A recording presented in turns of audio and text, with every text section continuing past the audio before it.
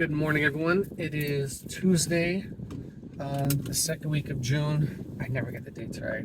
I should know this. I don't know why. I don't know. When you work on your own as an agent, I mean, you have things coming up in terms of deadlines, but like the days kind of blend into the other. So it's Tuesday, June 17th. This morning started off kind of like fast. So I noticed an email this morning from my investor that agreed to the price and terms to purchase a property that I suggested. I ran the numbers in terms of the comps. We saw the ARV value. My investor, this one, particularly likes to buy homes that are beat up in general. I think a lot of investors do. This one was the first one he sent me in a long time that's actually move-in ready. So the calculus was a little bit different. So in the area in Tampa where this property is located, this property is on the market now for about for 400,000, 399.99 that they do. And looking at the comps pretty much support that price. But the house has been on the market for 100 days. So, but the comps are about $100,000 above. So the homes are selling for about 500,000. The ones that are closing, slightly bigger, slightly more newer finishes. This home, could be a starter home. Someone can move in and be very happy, but it does need a little TLC. Not in terms of like the bones, but in terms of the updates from the photos that I saw.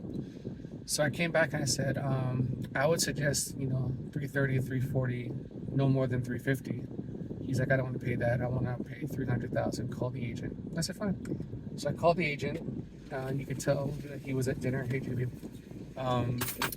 Because I can hear kids in the background. I can put on your seatbelt. I can hear kids in the background. I can hear, plates clinking. But most agents will pick up the phone.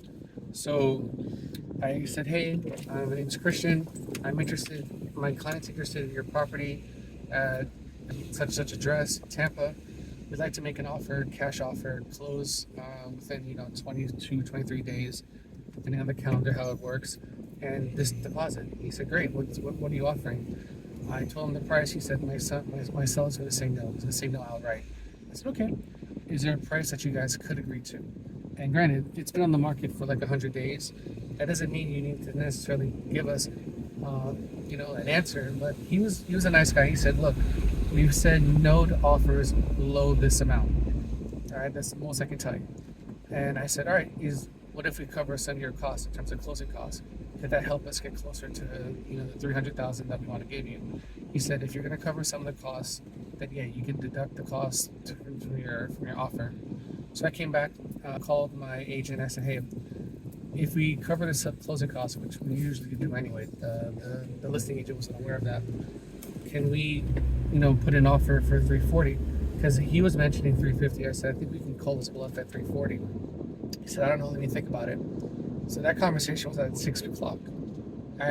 This morning I noticed a text back or somewhere around 10:30 p.m. Sure, set it for 340. So this morning at 7:30, I was drafting an offer, got the signature, everything on for e-sign, and now I'm taking JB to camp. So that's a weird way to start a morning, but that's a happy way. Summer camp. That's an interesting way to start a morning, but that's how I got to start mine this Thursday. So with this investor, we've written 3 offers so far. We've got 1 accepted. We have 1 that I'm going to find out today if it's going to be accepted, and hopefully this 3rd one gets accepted. So I'm really trying to stack June up to be really prosperous.